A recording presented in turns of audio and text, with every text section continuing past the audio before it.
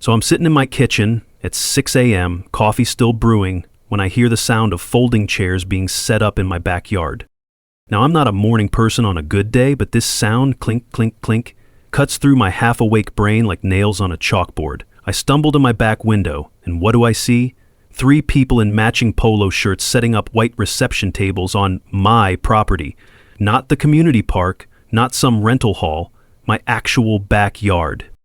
I throw on pants and march outside, still holding my empty coffee mug like it's going to help me make sense of this insanity. "Excuse me?" I call out. "What exactly are you doing?" The lady with the clipboard doesn't even look up. "We're setting up for the Morrison wedding reception. We have authorization from the HOA board." I blink. Once. Twice. "Lady, this is my house." What would you do if you woke up to strangers planning a party in your yard? Drop a comment and let me know where you're watching from. I want to see how many of you have dealt with crazy HOA situations. Let me back up and tell you how I got here. My name's Jack, I'm 52, and 18 months ago I bought what I thought was my dream house, small ranch home on 2 acres in Willowbrook Estates. Chosen specifically for privacy and space for my workshop. After a messy divorce that left me financially gutted, I worked double shifts as an electrician for 3 years just to scrape together the down payment.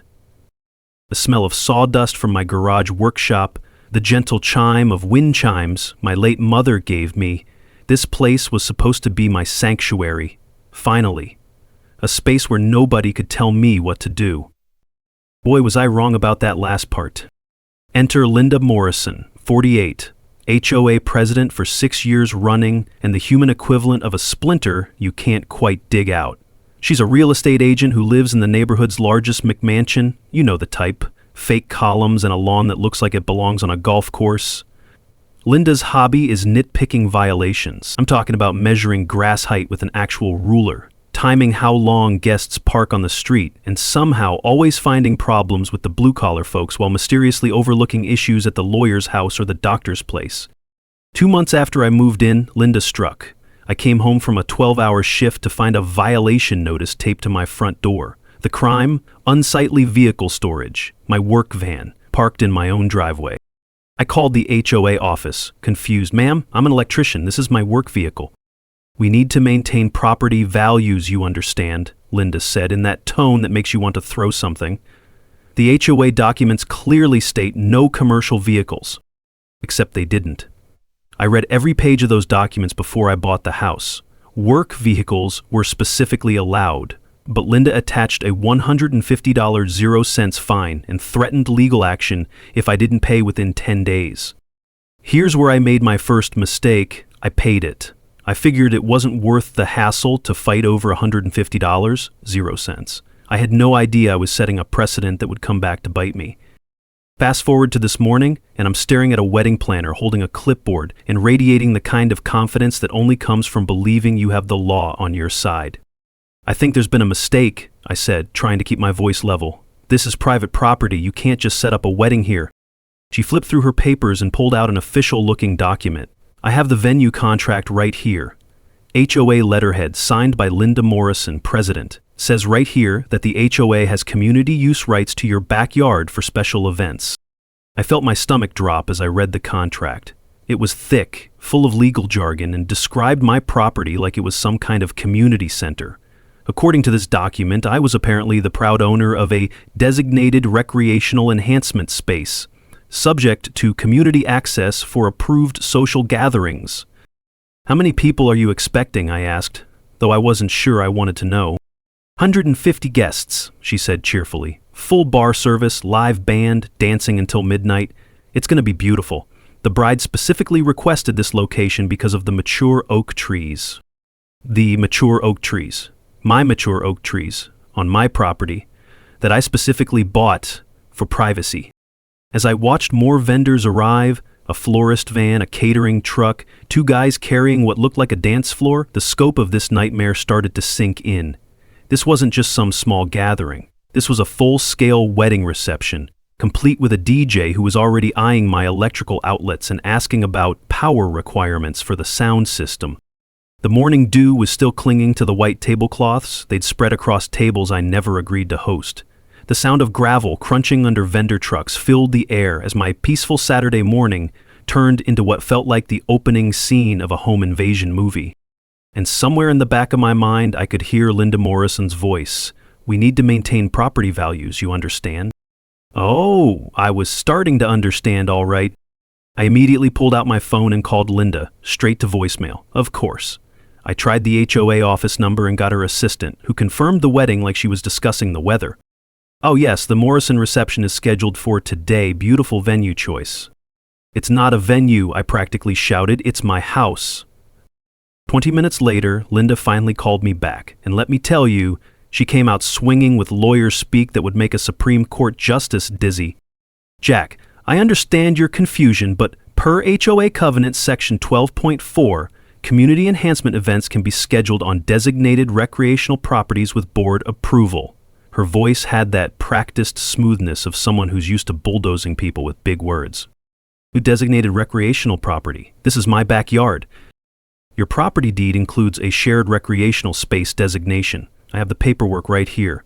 If you interfere with this legally scheduled community event, the HOA will pursue legal action for breach of covenant and intentional interference with contractual obligations."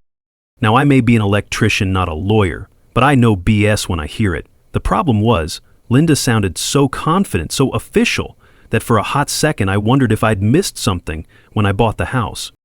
That doubt lasted exactly as long as it took me to drive to the county courthouse. You know that musty smell old legal documents have, like vanilla mixed with decades of bureaucracy? That's what hit me as I requested my property deed from the records office. My work boots echoed off the marble floors as I carried the stack of papers to a reading table, and let me tell you, those photocopied pages were still warm from the machine when I started reading.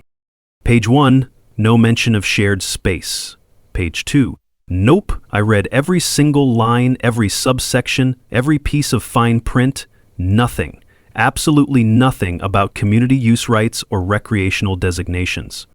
But here's where it gets interesting. While I was at the courthouse, I decided to do a little digging on Linda Morrison herself.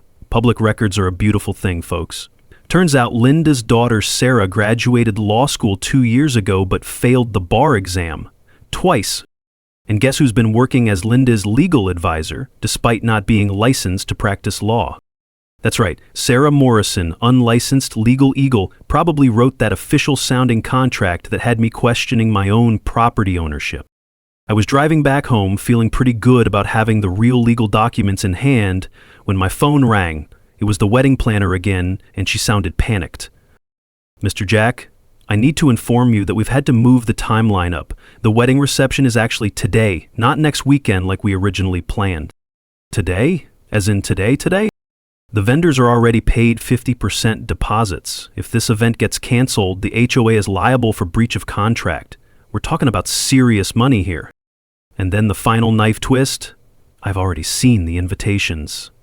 They list your address. 150 people are expecting to celebrate at 1247 Oak Ridge Drive starting at 4 o'clock. I pulled into my driveway to find even more chaos.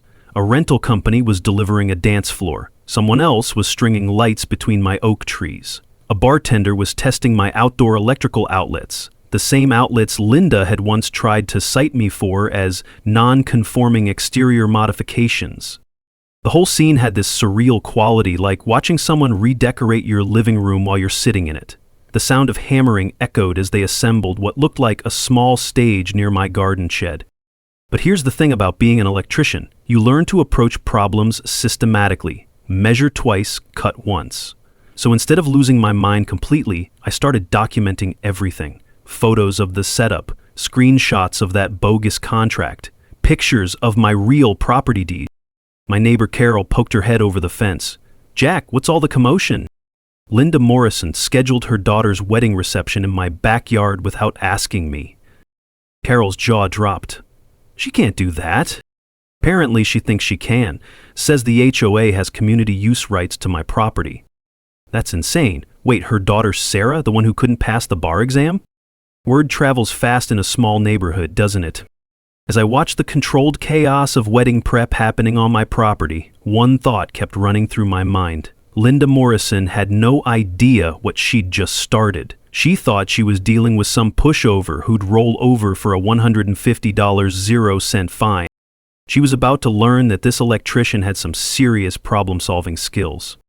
And the first problem I was going to solve was figuring out exactly how deep Linda's rabbit hole of fake authority really went. By noon, Linda had launched what I can only describe as a full-scale social warfare campaign.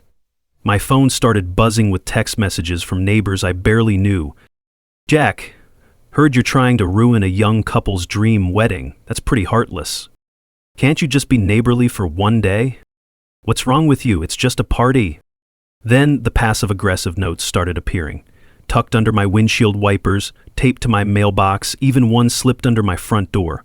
All variations on the same theme. I was a selfish monster destroying true love. But the real masterstroke was when Sarah Morrison herself showed up at my door around 2 p.m., still in her wedding dress, from what I assumed were photos, mascara running down her cheeks. "Please, Mr. Jack," she sobbed, "this is my dream wedding. I've been planning this for 2 years. All my family is flying in from 3 states away. Can't you just let us have one day? Just one day of happiness?" Now, I'm not made of stone. Seeing a bride in tears on what should be the happiest day of her life, that hits you right in the gut. For about 30 seconds, I almost caved. Then I remembered that this bride's mother had stolen my backyard and was charging her daughter $8,000 for the privilege. "Sarah, I'm sorry you're upset, but your mother scheduled this without my permission on my private property. This isn't legal. But the contracts are already signed. The vendors are already here. We'll be bankrupt if we cancel now." While Sarah was making her tearful plea on my front porch, I could see Linda across the street, arms crossed, watching like a general surveying a battlefield. She'd sent her own daughter to do the emotional manipulation dirty work. That's when I knew I was dealing with someone who had no limits. After Sarah left, still crying, which made me feel like absolute garbage, I decided to do some more digging. And boy, did I hit pay dirt. First stop, county offices to check on permits for large gatherings. Turns out, hosting 150 people requires special event permits, especially for amplified music and alcohol service. Guess who never applied for any permits? I made an anonymous call to the county fire marshal. "Hi, I'm concerned about a large, unpermitted gathering happening in a residential neighborhood today. 150 people, full bar, live band." The fire marshal was very interested in this information. But the real jackpot came when I started looking into Linda's HOA management. See, HOA financial records are public documents in our state. All I had to do was file a request. What I found made my blood run cold. Linda hadn't just been pocketing my fine money. She'd been charging Sarah and her fiancé $8,000 for venue rental of my property. $8,000. That was going straight into Linda's personal account, not the HOA treasury. Let me repeat that. Linda Morrison was charging her own daughter to use someone else's property without permission. While I was processing this information, my phone rang. County Fire Marshal. "Sir, I need to inform you that the property you called about cannot legally host 150 people. The septic system isn't rated for that capacity, and the narrow street access creates fire code violations for emergency vehicles. What happens if they proceed with the event anyway? Shut it down and issue citations could result in fines up to $5,000 per violation." About an hour later, our neighborhood Facebook group exploded. And I mean exploded.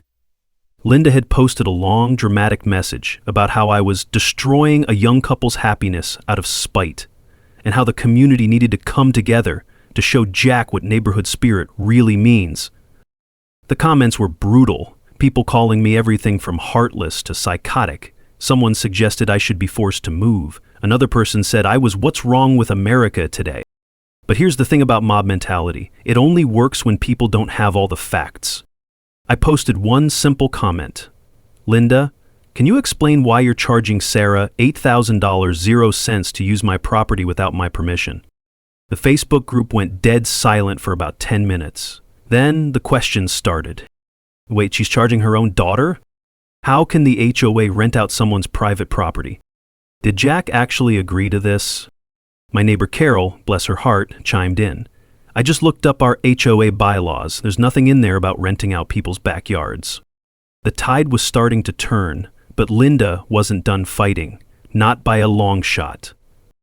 Around 4 p.m., as the first wedding guests started arriving and parking up and down our narrow street, Linda made her next move, and this one was aimed right at my livelihood.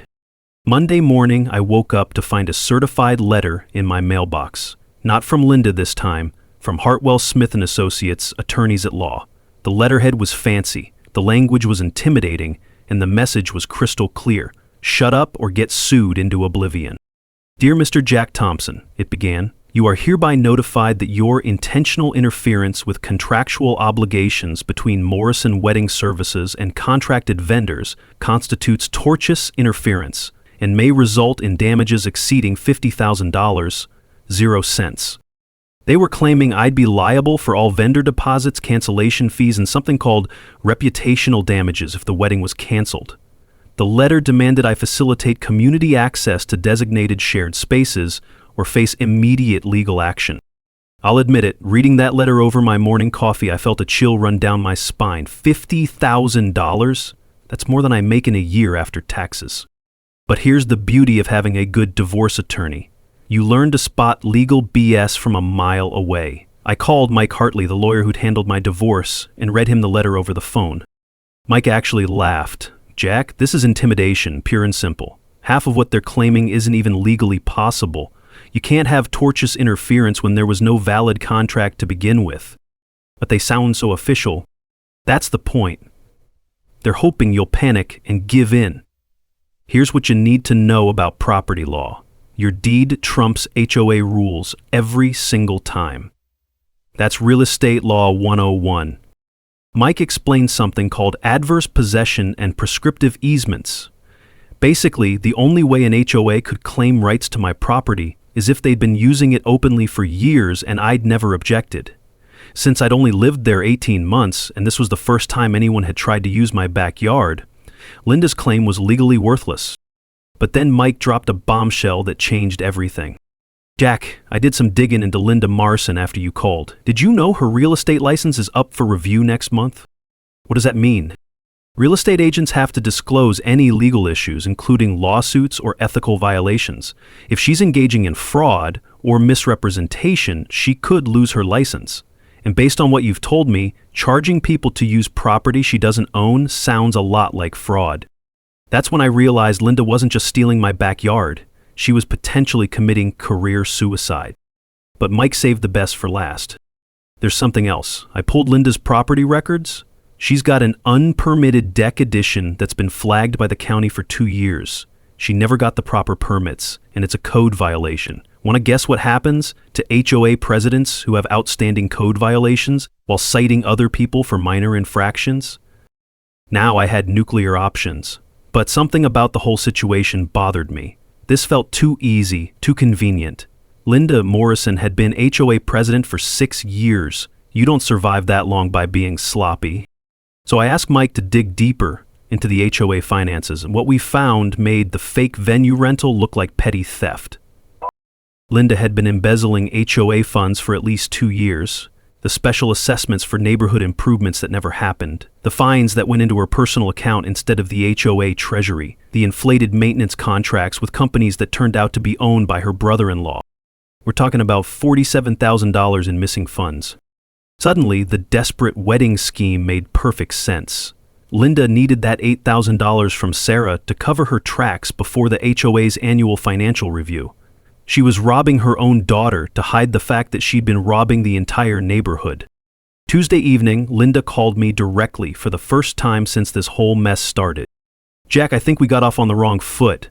What if I offered you some compensation for the inconvenience? Say, $2,000 cash. Or what? To forget about this whole misunderstanding and maybe consider moving somewhere more suitable for your lifestyle. When I didn't respond immediately, her tone shifted. Because I have to tell you, Jack, fighting the HOA is expensive. Legal fees add up fast. Sometimes it's better to just take the easy way out. That phone call told me everything I needed to know. Linda Morrison wasn't just corrupt, she was desperate, and desperate people make mistakes. The wedding was now 4 days away. Vendors were committed, guests had traveled from out of state, and Linda's whole house of cards was starting to wobble. Time to give it a good, hard push. Wednesday morning, Mike called with news that made my coffee taste like victory. Jack, you need to sit down for this. I've been going through the HOA financial records with a forensic accountant, and what we found is, well, it's criminal. Here's what Linda Morrison had been doing for the past 2 years. Every time the HOA collected money for community improvements, she'd funnel it into a separate account that only she controlled. New playground equipment for the community park? Never installed, but the HOA paid $12,000, 0 cents for it. Streetlight repairs? Billed but never done, another $8,000, 0 cents gone. Pool maintenance upgrades? You get the picture. The wedding venue scam wasn't her first rodeo, it was just the most brazen. How much are we talking about total? I asked. $47,312, and that's just what we can prove so far. But here's the kicker. Linda had no idea we'd discovered any of this. She thought the only problem was me refusing to let her use my backyard. She had no clue that I now held information that could land her in federal prison. What's our next move? I asked Mike. Well, we could file criminal charges right now. Embezzlement of this scale is a felony. But, he paused. You said the wedding is this Saturday? No, Freddie. What if we let her dig her hole a little deeper first? Sometimes the best way to catch a criminal is to give them enough rope to hang themselves. That's when I realized something important. This wasn't just about my backyard anymore. Linda had been stealing from every single family in our neighborhood for 2 years. Mrs. Chen's special assessment for sidewalk repairs that never happened. The Johnsons' contribution to the community garden that was never planted. Young families scraping together money for improvements that only existed on paper. She'd turned our entire community into her personal. But Linda still didn't know that I knew. As far as she was concerned, I was just some stubborn electrician causing problems over a wedding party. She had no idea that I was sitting on evidence that would destroy her life. Mike and I developed a strategy that was beautiful in its simplicity. Let Linda think she was winning while we documented everything.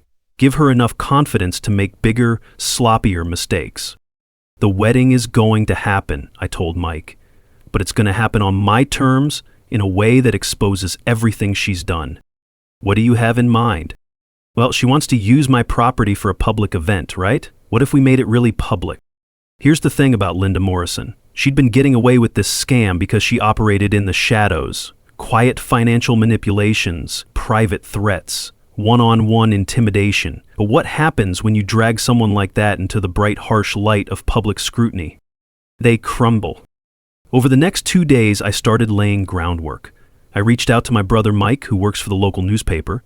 I contacted the county fire marshal and explained that I wanted to cooperate with a proper inspection. I even called a few contractors about getting quotes for that pool installation I'd been considering, specifically for the Monday after the wedding. See, Linda thought she was playing chess while I was playing checkers, but I'd been watching her moves for months now, learning her patterns, understanding her weaknesses. Her biggest weakness? Pride. Linda Morrison couldn't resist being the center of attention, couldn't resist taking credit, couldn't resist one last chance to show the whole neighborhood who was really in charge. Saturday was going to give her that chance. In front of 150 wedding guests, multiple vendors, and anyone else who happened to show up, including a few people she definitely wasn't expecting. The best part? She was going to walk right into it with a smile on her face, thinking she'd finally put that troublesome electrician in his place. Sometimes the sweetest revenge is just giving someone exactly what they asked for. Thursday morning, I assembled what I like to call my Justice League, though we probably look more like the cast of a working-class action movie. First up, Mike Hartley, my divorce attorney who'd transformed into a property law specialist overnight. Mike had the legal expertise and, more importantly, the contacts in law enforcement who specialized in financial crimes. Then there was my brother Mike. Yes, 2 Mikes, I know it's confusing, who worked as an investigative journalist for the local paper. Brother Mike had been itching for a good corruption story ever since the mayor's parking ticket scandal fizzled out. My secret weapon was Carol from next door. Turns out my neighbor wasn't just good at spotting HOA financial irregularities, she was a forensic accountant who'd taken early retirement after exposing embezzlement at 3 different corporations. Carol had been suspicious of Linda's spending for months, but never had access to the records. And finally, Fire Marshal Dave Rodriguez, who was very interested in Linda's pattern of hosting unpermitted events, and even more interested in her brother-in-law's company that had been billing the HOA for fire safety inspections that never happened. We met in my garage Thursday evening, surrounded by the smell of motor oil and the sound of my ancient coffee maker gurgling to life. I spread the HOA financial documents across my workbench like battle plans. Here's what we know, Carol said, pointing to highlighted discrepancies. Linda's been systematically embezzling HOA funds using a technique called ghost billing. She creates fake invoices for legitimate-sounding services, pays them to companies she controls, then pockets the money. How much can we prove? Asked Attorney Mike. $47,000, minimum. But the beauty is in the documentation. Linda kept records of everything because she thought she was too smart to get caught. Brother Mike was taking notes furiously. This is front-page material. HOA president embezzles from neighbors, then charges her own daughter to use stolen property for wedding venue. Fire Marshal Rodriguez shook his head. The fire code violations alone could shut this down. But if she's been faking safety inspections, we're talking about felony fraud. Now came the tricky part. How do we expose Linda without ruining Sarah's wedding? Because despite everything, I didn't want to destroy a young couple's marriage ceremony. They were victims in this too. What if we let the wedding happen, but control the narrative, I suggested. Small ceremony, proper permits, legal capacity. You'd actually allow it? Attorney Mike asked. 50 guests, maximum, no amplified music after 8 p.m., proper restroom facilities, and everything by the book. The couple gets their wedding, Linda gets her public stage, and we get our audience. Here's where my electrician training came in handy. I know how to plan a project step by step, anticipate problems, and have backup systems for when things go wrong. The legal strategy. Attorney Mike would file criminal complaints Friday morning, but request that arrests be delayed until after the ceremony. This way, Linda couldn't claim we were trying to sabotage the wedding. We were actually facilitating it. The media strategy. Brother Mike would have his story ready to publish Sunday morning, complete with photos and financial documents. But he'd also be at the wedding with a photographer, ready to document Linda's public breakdown when reality hit. The technical strategy, Fire Marshal Rodriguez would conduct a routine inspection during the reception, discover the permit violations, and shut down any unsafe activities. This gave us legal cover and official documentation. My personal strategy was the most important. I'd been getting quotes all week for pool installation in my backyard.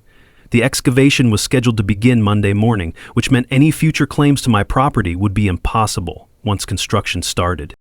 But the real genius was the demolition company Red Herring. I'd called 3 different contractors asking about soil testing and utility marking for a major backyard renovation. I scheduled all of them to come out and evaluate the property over the next 2 weeks. To anyone watching, especially Linda, it would look like I was planning to completely tear up the backyard after the wedding. This served 2 purposes. It made my cooperation with the wedding seem temporary and strategic, and it created urgency for Linda to make her final, desperate moves. Friday afternoon, I started acting defeated. When Linda called to check on our arrangements, I sighed heavily and said, "Look, Linda, I can't fight City Hall. Let's just get through this weekend." "I'm so glad you're being reasonable, Jack. This is what being a good neighbor looks like." "Yeah, well, I want compensation for my trouble, and after this I'm making some major changes to my property." "What kind of changes?" "The kind that will make it very clear this is private property. Very clear." I could practically hear Linda's smug smile through the phone. She thought she'd broken me. She thought I was just another neighbor who'd learned not to cross the mighty HOA president. Saturday morning was going to be a real education for all of us. Friday morning brought a rude awakening, literally. I woke up to the sound of someone pounding on my front door at 6:30 a.m. Through the peephole, I saw 2 police officers and my stomach dropped. "Mr. Thompson, we need to ask you some questions about a harassment complaint filed against you." Linda had called the cops on me for harassment. According to the police report, I had been systematically threatening and intimidating Mrs. Morrison through phone calls, property damage, and stalking behavior. The officers were professional, but clearly taking the complaint seriously. "Sir, Mrs. Morrison says you've been driving by her house multiple times per day, taking photos of her property and making threatening phone calls about destroying her life." I almost laughed. The driving by her house? I lived 3 streets over. Her house was literally on my route to the grocery store. The photos? I'd taken pictures of her unpermitted deck for my attorney, the threatening calls. Every conversation had been about the wedding setup. Officers, I think there's been a misunderstanding. Mrs. Morrison is trying to use my property for a wedding without permission, and I've been documenting everything for legal purposes. They took my statement, reviewed the evidence I'd gathered, and pretty quickly realized Linda's complaint was bogus. But the damage was done. She was trying to get me arrested before the wedding to eliminate opposition. That afternoon, Linda made her next move: bribery. She showed up at my door with an envelope containing $2,100 bills, cash. "Jack, I think we both know this situation has gotten out of hand. Why don't you take this as compensation for your trouble, pack up, and find somewhere more suitable for your lifestyle." The smell of fresh money mixed with her overpowering perfume created this surreal moment where I realized I was being offered a bribe by a woman who was about to be arrested for embezzlement. "What exactly are you offering me money for, Linda?"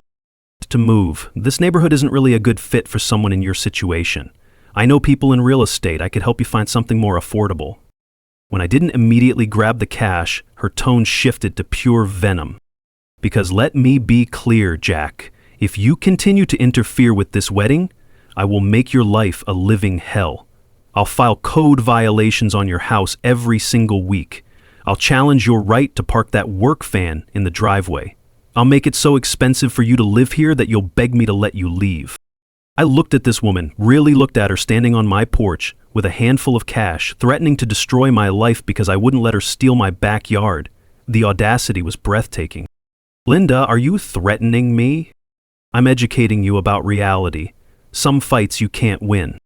But here's the thing about Linda's escalation tactics. She was creating evidence faster than I could document it. My security cameras, which I'd installed after the first wedding setup incident, caught everything. Her late-night trespassing to inspect the venue setup, her attempts to tamper with my outdoor electrical outlets, even her trying to peek through my garage windows to see what I was planning. The bribery attempt was just icing on the cake.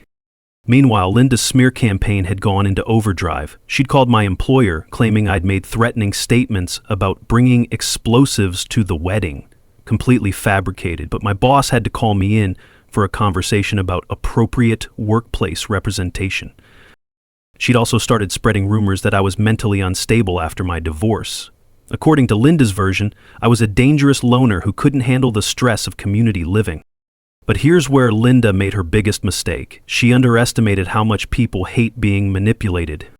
Carol next door started asking questions. "Jack, Linda claims you threatened her with explosives. That doesn't sound like the guy who helped me fix my garbage disposal for free." Other neighbors began comparing notes.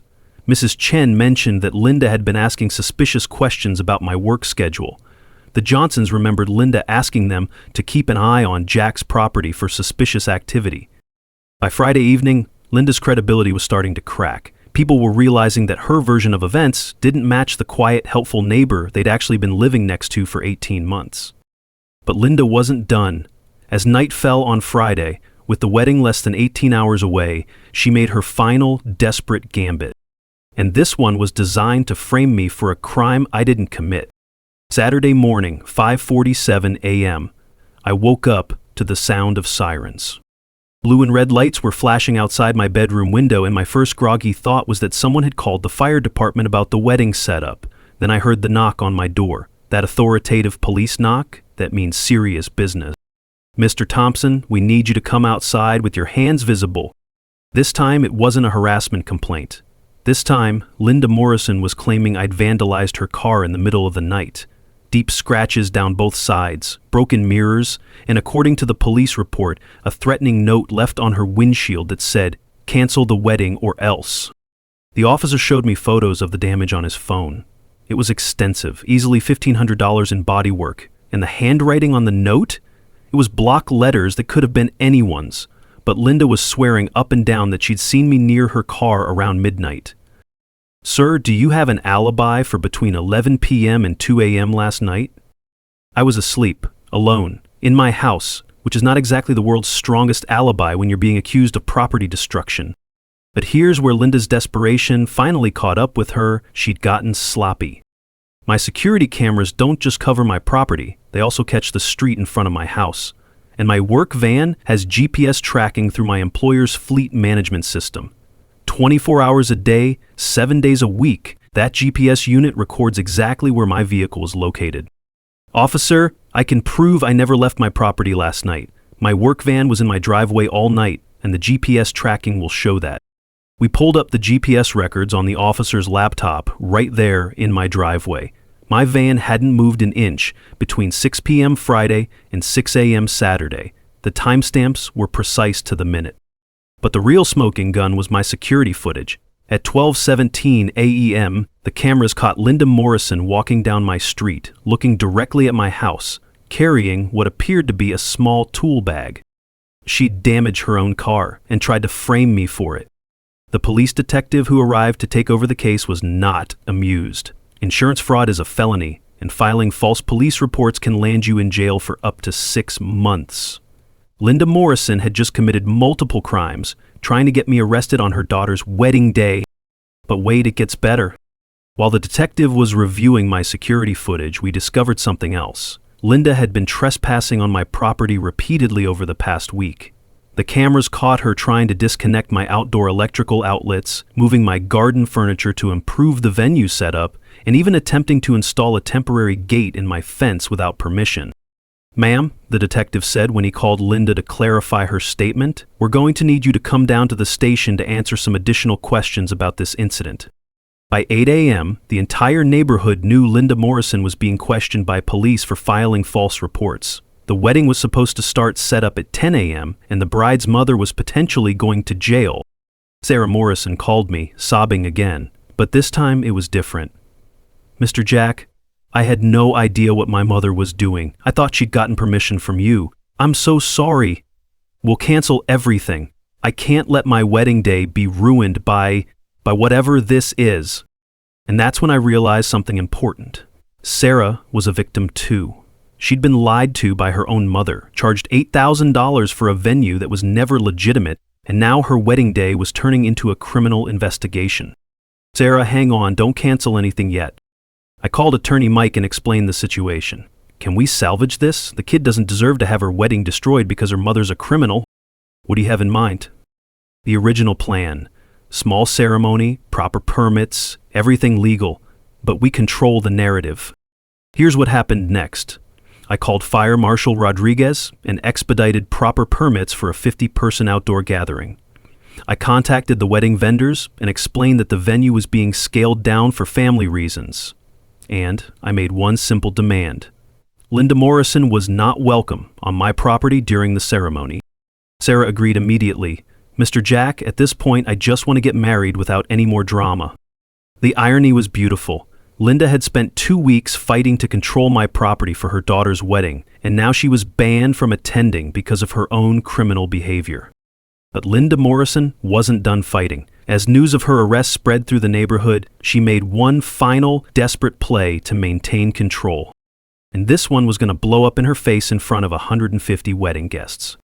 Saturday afternoon, 3:30 p.m., the scaled-down wedding ceremony was actually beautiful. 50 guests, string quartet instead of a live band, and Sarah Morrison looked radiant despite the morning's chaos. I have to admit, watching the young couple exchange vows under my oak trees gave me a warm feeling I hadn't expected. But Linda Morrison was nowhere to be seen until 4:15 p.m. That's when she showed up with backup.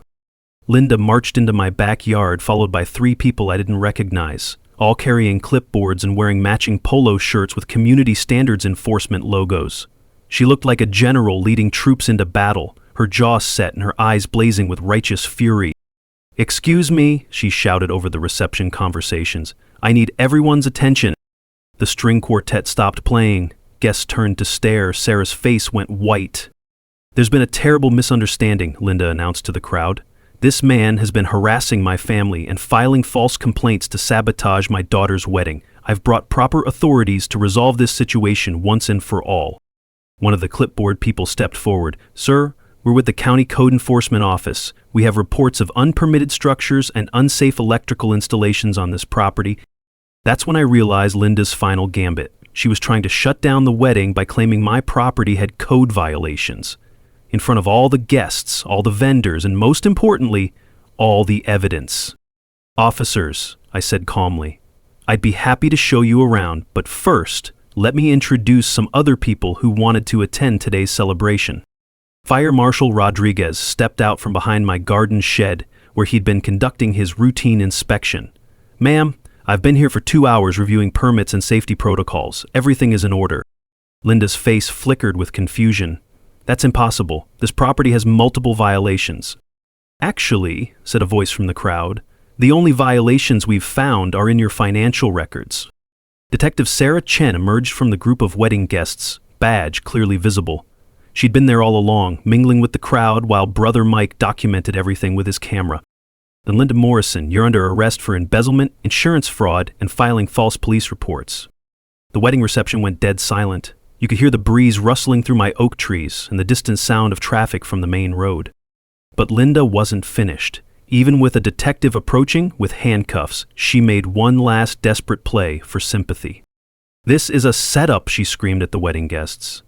"He's destroyed my life because I tried to give my daughter a beautiful wedding. He's vindictive and mentally unstable." That's when I walked over to the string quartet's microphone stand. It was time for my mic drop moment.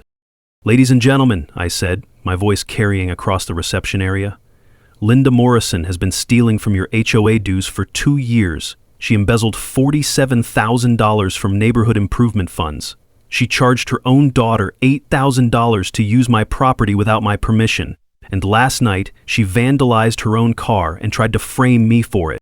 I pulled out the folder of evidence that Attorney Mike had prepared. "This morning, she brought fake code enforcement officers to try to shut down her daughter's wedding rather than admit what she'd done."